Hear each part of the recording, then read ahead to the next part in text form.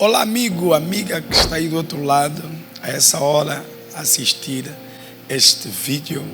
Quero agradecer pela sua presença aqui no meu canal do YouTube. Vou pedir assim, se ainda não subscreveu o meu canal, o faça agora, porque eu tenho aqui muito conteúdo para edificar a sua vida, direcionar o seu destino. Para o dia de hoje eu trago uma reflexão que vai girar em torno do tema compreenda o seu chamado. Compreenda o seu chamado.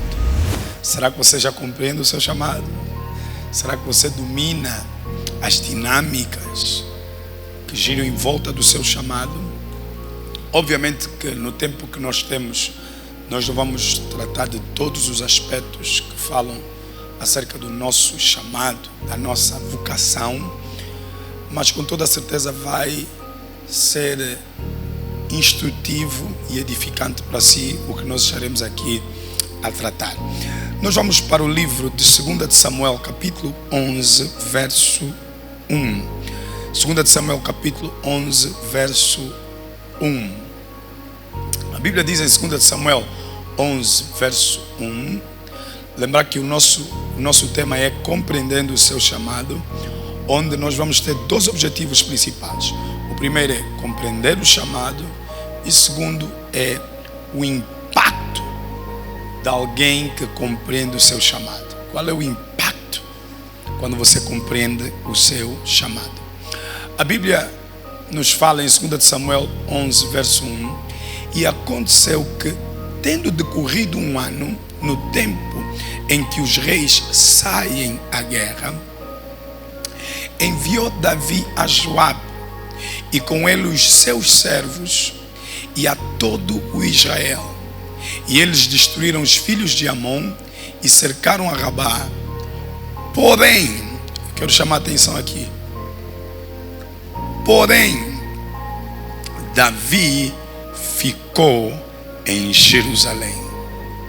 Eu vou ler novamente, muito instrutivo esse texto. Diz: e aconteceu que, tendo decorrido um ano, no tempo em que os reis saem à guerra, enviou Davi a Joabe e com ele os seus servos e a todo Israel. E eles destruíram os filhos de Amon e cercaram a Rabá. Porém, Davi ficou em Jerusalém. Eu começaria por apresentar três grupos importantes existentes aqui na face da terra. Três grupos. Primeiro, nós temos o grupo que está fora do seu chamado. O grupo que está fora do seu chamado. Aqui, quando eu digo fora, é também um grupo que não só é ignorante, mas é também um grupo que não dá importância ao seu chamado, não quer saber do seu chamado. Então, há um grupo de pessoas nessa face da terra que estão fora do seu chamado. Eu diria que pelo menos 60% a 70% das pessoas, das 7 bilhões de pessoas que nós temos na face da terra, 7 ou 8 bilhões, já não me lembro bem quantos é que somos hoje no universo, mas 70% a 80% dessas pessoas estão fora do seu chamado. 70% a 80% delas nem sabem sobre a existência de facto de um chamado, sobre a existência de um propósito, de uma vocação específica. 70% a 80% das pessoas vivem a vida por viver. Esse é o primeiro grupo. Nós temos o segundo grupo, que é o grupo que está no chamado errado. Temos um outro grupo que é um grupo que está no chamado errado. E isso você vai encontrar em todas as esferas da sociedade. Pessoas que estão fora do seu chamado. Elas até estão a fazer algo, mas não é o chamado delas. A Bíblia nos narra algumas histórias que giram em torno dessa realidade, não é?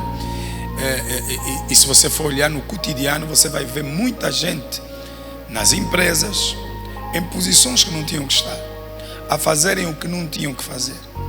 Nós temos muita gente que está no chamado errado.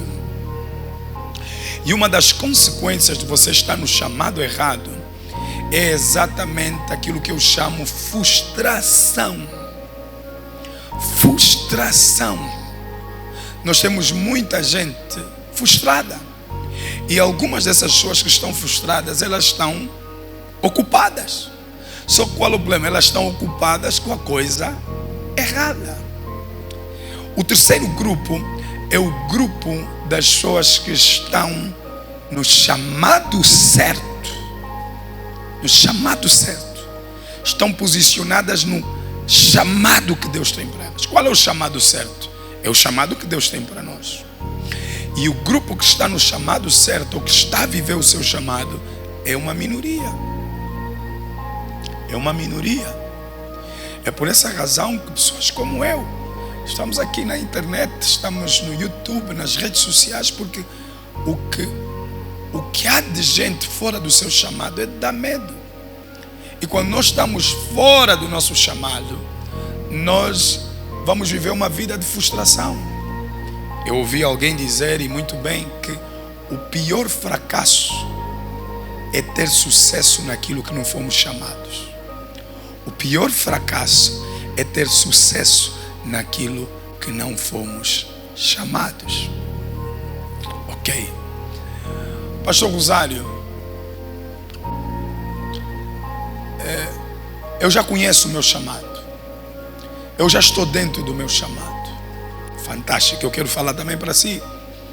Se você já conhece o seu chamado, a pergunta é, será que você domina? Se você já está no seu chamado, será que você domina o seu chamado? Olha o que a Bíblia nos diz em 1 Coríntios 7, verso 20. Veja o que a Bíblia nos diz. A Bíblia nos diz em 1 Coríntios 7, verso 20. Cada um fique na vocação em que foi chamado. Aqui não está a falar só de você habitar na sua vocação, mas aqui está a falar muito mais do que isso. Está a falar de você se desenvolver na sua vocação.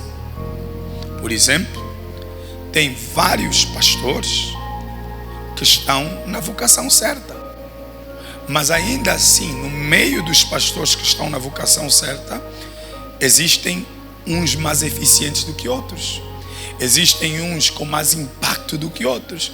Por quê? Porque uns compreendem melhor o chamado do que outros. Então o desafio, depois de você descobrir o seu chamado, é efetivamente compreender o seu chamado. Veja aí, anote aí. Quanto mais você compreende o seu chamado, mais você cresce no seu chamado. Quanto mais você compreende o seu chamado, mais você cresce no seu chamado.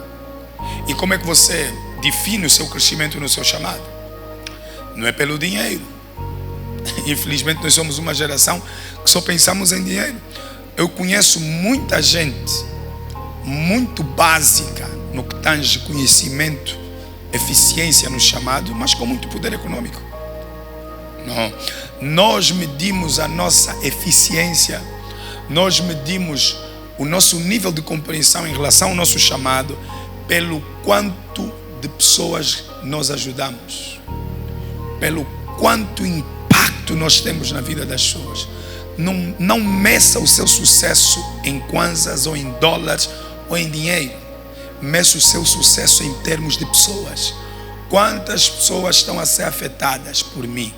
Quantas pessoas mandam-me mensagem a dizer que foram ajudadas por mim? É aí que você estará a fazer efetivamente a medição correta. Veja aí. Enquanto que quanto mais nós crescemos no nosso chamado, compreendendo o nosso chamado, quanto mais nós compreendemos, crescemos no nosso chamado, mais vidas afetamos. É importante também vermos o outro lado da moeda. Quando você não compreende o teu chamado, você destrói vidas. Você afeta negativamente vidas. você acaba por não só destruir a sua vida, mas por destruir também a vida de outras pessoas. Quando você não compreende o seu chamado, você vai se colocar em muitas situações, circunstâncias embaraçosas. No texto que nós fizemos a leitura, em 2 de Samuel, capítulo 11, a Bíblia nos fala que no ano em que os reis, aconteceu que decorrido um ano, no tempo em que os reis saem à guerra, a Bíblia diz que neste específico tempo, os reis tinham que sair à guerra. Fazia parte do chamado dos reis, o quê? Saírem à guerra. Mas a Bíblia nos diz no final desse verso, porém Davi ficou em Jerusalém. Veja, a posição de reis, o chamado de reis nessa fase exigia que eles saíssem à guerra. Porém Davi ficou. Eu quero que você compreenda, o Espírito Santo não colocou isso aí só por colocar. É para nos chamar a atenção em relação ao que nós estamos aqui a estudar. Sendo que os reis tinham que sair à guerra, por que será que Davi ficou? Isso mostra alguma ignorância que Davi tinha em relação às obrigações do chamado dele. Como rei, ele tinha que sair à guerra. E o que aconteceu? Se nós formos ver o verso a seguir, mais abaixo, e aconteceu que numa tarde, Davi se levantou do seu leito e andava passeando no terraço da casa real e viu do terraço a uma mulher que se estava lavando. E era esta mulher muito formosa à vista. Para aqueles que não conhecem, Davi acabou por envolver-se com essa mulher. Essa mulher acabou por ficar concebida. E essa mulher era casada com um dos homens dele de confiança. Para resolver a situação, Davi teve que criar circunstâncias para matar o marido dessa mulher. E ao matar o marido dessa mulher, após a mulher ter dado à luz ao bebê, o bebê morreu. Davi quase que perdeu a sua posição no trono, fruto dessa situação. Mas veja aí, tudo isso que aconteceu, a tentação que ele passou, a gravidez indesejada, o amigo que ele teve que matar, tudo isso aconteceu porque ele não compreendeu que naquele ano os reis tinham que sair à batalha, porque ele não compreendeu o chamado dele. Ouça, meu amigo, no nome do Senhor Jesus Cristo, em qualquer esfera que Deus lhe colocou, seja como professor, seja como jornalista, seja como pastor, seja como profeta, apóstolo, seja como cameraman, a esfera onde Deus lhe colocou, a partir do momento em que você não compreende o seu chamado e você não faz um esforço para crescer no seu chamado, você vai criar consequências negativas para a sua vida e para a vida das pessoas que estão ao seu redor. Por favor, entenda algo, que quando você relaxa, você se submete a tentações desnecessárias. Anote aí algo: um homem ocupado é um homem pouco tentado. Eu não sei se você ouviu. Um homem ocupado é um homem pouco tentado. Se você for ver, quanto mais você é relaxado na vida, quanto mais você vive a vida, deixa a vida me levar, sem um objetivo em mente, sem estar a fazer esforço para chegar a algum lugar, sem um foco no coração, o que vai acontecer consigo é que várias distrações vão aparecer na sua vida. Foi o que aconteceu com Davi. Meu amigo, Deus nos colocou nessa terra com um objetivo, com um propósito, com um chamado. É como disse Paulo, cada um habite na sua vocação. E o que você vai descobrir é que quando você ocupar a sua vocação, quando você estiver na sua vocação, quando você crescer na sua vocação, primeira coisa, a sua vocação vai lhe livrar de tentações desnecessárias.